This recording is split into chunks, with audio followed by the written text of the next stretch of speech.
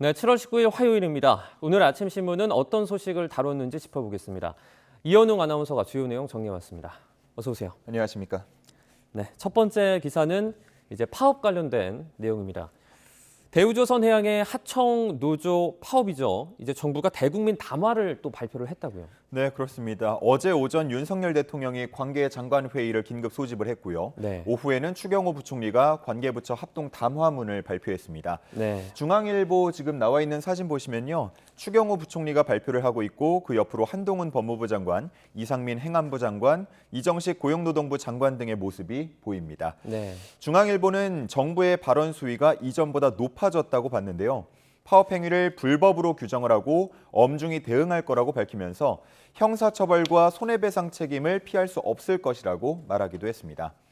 또 담화문에는 노조가 대화의 장으로 나오길 충분히 참고 기다렸다는 언급도 있었는데요. 이에 대해서 한겨레 신문에서는 교섭을 거부한 적이 없다는 노조 측 인터뷰를 전하고 있었습니다. 김영수 조선하청 지회장은 단순히 횟수만 늘리는 교섭이 아니라 합의에 이를 수 있는 교섭을 원했는데 그게 잘 되지 않아서 파업을 하게 됐다고 말했고요. 그러면서 사태를 장기화한 건 대우조선해양 원청이라고 지적하고 있었습니다. 네. 또 노동자들의 목숨을 내던진 투쟁을 불법으로 매도하는 건 노동자에게 죽으라고 말하는 것과 같다는 금속노조 성명 내용도 함께 담고 있었습니다. 네. 다음 기사입니다. 북한 어민 강제 북송 사건으로 보이는데요. 이제 영상을 공개를 했는데요. 신문들은 어떻게 다루고 있습니까? 네, 그렇습니다. 조선일보 먼저 준비를 했는데요. 포승줄도 모자라 테러범 진압용 케이블 타이로 추가 결박이라는 제목을 담고 있습니다. 네. 아마 영상 보신 분들도 자세하게 보지 않았다면 케이블 타이가 있었나 이런 생각하실 수 있겠는데요. 조선일보에서는 영상 초반 판문점 자유의 집에서 대기하는 모습에서 지금 사진 오른쪽입니다. 손목에 케이블 타이로 추가 결박한 것이 확인됐다고 전하고 있었습니다. 네. 자유의 집에서 나올 때는 안대와 포승줄을 풀었는데 이는 유엔사의 요구 때문이었다는 정보 당국 관계자의 말도 싣고 있었습니다. 한편 동아일보에서는 여야의 대립 양상도 담고 있었는데요. 국민의힘 하태경 의원은 북한 어민들이 여러 차례 귀순 의사를 밝혔다면서 정의용 전 청와대 국가안보실장이 밝힌 내용은 잘못된 주장이라고 공개 반박했습니다. 반대로 우상호 민주당 비대위원장은 정부가 떨어진 지지율을 만회하기 위해서 신북풍몰이에 나섰다면서 이제는 희대의 흉악범을 비호하는 데까지 이르고 있다고 지적했습니다. 이번 영상 공개로 경색된 정국이 더욱 장기화할 조짐을 보이고 있습니다. 네, 이제 사건에서 자료가 하나씩 공개될 때마다 논란이 계속해서 좀 커지는 것 같은데요. 저희가 계속해서 눈여겨보도록 하겠습니다. 네. 다음 기사입니다. 이제 여야를 보면요. 좀 내부적으로도 계속해서 신경전이 좀 이어지고 있는 것 같습니다. 여당 먼저 저희가 보겠습니다. 권성동 대행과 그리고 장제원 의원입니다. 화해를 하는 듯 하더니 다시 충돌을 했다고요. 네, 그렇습니다. 서울신문 제목 보시면요. 윤핵 간 화해 사흘 만에 다시 충돌이라는 제목입니다. 네. 지난 15일에 권성동 대행과 장제원 의원 오찬을 함께 했었죠. 근데 며칠 지나지 않아서 다시 신경전이 펼쳐지고 있습니다. 최근 논란이 됐던 대통령실 사적 채용 논란과 관련해서 권 대행의 해명이 부적절했다는 비판을 받고 있는데요. 이와 관련해서 장 의원 SNS에 권 대행의 발언이 무척 거칠다. 집권 여당의 대표로 막중한 책임을 감당하는 자리에 있다는 걸 잊지 말아달라라고 공개 비판했습니다. 네. 이에 대해서 권 대행은 지적에 대해서 겸허히 수용하겠다면서 더 큰 갈등으로 번지는 것은 좀 막는 분위기였는데요. 하지만 당내에서는 장제원 의원이 공개적으로 권성동 대행을 비판한 것은 향후 독자 행보를 걷겠다고 선언한 것과 같다는 해석이 나오고 있다고 합니다. 여기에 차기 당권주자로 꼽히는 김기현 의원도 조기 전당대회 필요성에 대해서 언론과 인터뷰하면서 이른바 권성동 흔들기에 가세하는 모습이었습니다. 네. 다음 기사로 민주당 상황도 보도록 하겠습니다. 이재명 의원이 이제 당대표 공식 출마 선언을 한 뒤에 이 당 내부에서 좀 공격이 강해지는 것 같아요. 네, 그렇습니다. 중앙일보 제목 보시면요. 또 다른 당대표 후보인 서른 의원이 이재명 의원의 변호사비 대납 문제를 언급한 내용을 담고 있습니다. 네. 라디오 인터뷰에서 나온 얘기인데요. 당시에 이 의원의 재산 상태 등을 고려해보면 누가 대납해줬다고 보는 게 상식적이라고 언급했습니다. 이재명 의원이 사법 리스크를 안고 있다는 점을 다시 한번 지적한 셈인데요. 그러면서 집권 여당 측면에서는 이 의원이 야당 대표가 되는 게 좋을 거라면서 바둑으로 보자면 꽃놀이패와 같다고 비유하기도 했습니다. 박용진 의원도 이재명 흔들기에 가세하는 모습이었는데요.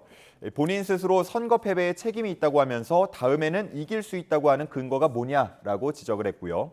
이 밖에도 조응천 의원, 이원욱 의원 등도 잇따라 비판의 목소리를 냈습니다. 한편 이른바 친명계 의원들은 반격에 나섰는데요. 김용민 의원은 다른 후보들에게 오로지 이재명 흠집내기만 하려면 왜 선거에 나온 것이냐라고 되물었고요. 네. 또 민영배 의원은 상대 당에서 이재명 의원을 공격하기 위해 내세운 논리를 아군을 향해서 사용하고 있다고 지적하기도 했습니다. 네. 다음 기사입니다. 최근에 인하대에서 이 성폭행 사망 사건이 발생하면서 정말 큰 충격을 낳았습니다. 그런데 올해에도 이 캠퍼스 안에서 발생한 이 성범죄가 적지 않다고요. 네, 맞습니다. 동아일보를 보시면요. 올해 있었던 캠퍼스 내 성범죄 사례를 여러 건 함께 싣고 있었습니다. 네. 지난 4일이었는데요. 연세대학교에서는 한 의대생이 여자 화장실 안에서 옆 칸 학생을 불법 촬영하다가 현행범으로 체포되는 일이 있었고요. 또 지난달 고려대에서는 축제 기간에 한 30대 남성이 다수의 여성 신체를 몰래 찍다가 붙잡혀서 역시나 현행범으로 체포된 일이 있었습니다. 네. 또 지난 5월에는 성균관대학교에서 성추행 신고가 접수돼서 경찰이 나선 일도 있었고요. 이렇게 다수의 캠퍼스 내 성범죄 사례가 올해에도 잇따르고 있었습니다. 신문에서는 사회적 거리두기가 해제된 후 대면 수업이 재개된 점, 또 최근에 대학 축제가 부활하면서 술자리가 늘어난 점 등이 캠퍼스 성범죄 증가에 영향을 미친 것으로 풀이된다고 했습니다. 이렇게 증가하는 캠퍼스 내 성범죄를 막기 위해서 각 대학도 대책 마련에 나서는 모습이었는데요. 먼저 인하대의 경우에는 교내 건물 출입 시간을 제한하거나 사전에 승인받은 학생만 출입하도록 하는 방안을 검토 중이라고 전했습니다. 또 교내에 CCTV를 추가 설치하고 보안 인력을 확충하는 방안도 함께 고려하고 있다고 합니다. 또 다른 학교들도 야간 순찰을 강화하거나 성폭력 예방 교육의 실효성을 점검하고 별도의 특별 교육을 추진하기로 하는 모습이었습니다. 네. 이제 지성의 전당이 돼야 할 대학교에서 다시는 이런 일이 좀 발생하지 않았으면 좋겠습니다. 네. 다음 기사입니다. 네, 마지막 기사인데요. 이제 유희열 씨가 표절 논란에 휩싸였습니다. 진행을 하고 있는 프로그램에서도 하차를 선언했다고요. 네, 맞습니다. 한국일보 기사 함께 보실 텐데요. 유희열 씨가 최근 발표한 신곡이 일본 음악가 사카모토 류이치의 음악과 유사하다는 표절 의혹이 제기된 이후 과거에 발표했던 음악들에 대한 추가 표절 의혹이 잇따랐습니다. 네. 논란이 점점 커졌는데요. 결국 유희열 씨는 진행하던 음악 프로그램에서 하차하기로 결정을 했습니다. 대표적인 프로그램 중 하나가 2009년부터 13년 넘게 진행하던 유희열의 스케치북이라는 프로그램인데요. 오늘 마지막 녹화를 진행한다고 하고요. 이 녹화분이 방송이 되는 오는 22일을 끝으로 프로그램은 폐지될 전망이라고 합니다. 네. 다만 유희열 씨는 추가 표절 의혹 등에 대해서는 선을 긋는 모습을 보였는데요.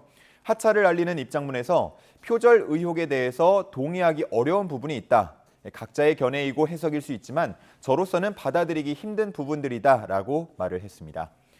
한편 처음 표절 의혹이 제기됐을 때 나온 유희열 씨 측 사과문에 대한 비판도 계속되고 있는데요. 당시에 유희열 씨는 무의식 중에 기억 속에 남아있던 유사한 진행 방식으로 곡을 쓰게 됐다라고 말해서 유체 이탈 사과라는 비판을 받기도 했습니다. 네. 이에 대해서 김성수 문화평론가는 이 정도 인정하고 사과하면 됐지라는 아니란 생각이 논란을 더 키웠다면서 문화계에서는 반면교사로 삼아야 한다고 지적하고 있었습니다. 네. 오늘은 참 아쉬운 기사들이 좀 많았던 것 같습니다. 여기까지 듣겠습니다. 고맙습니다. 감사합니다.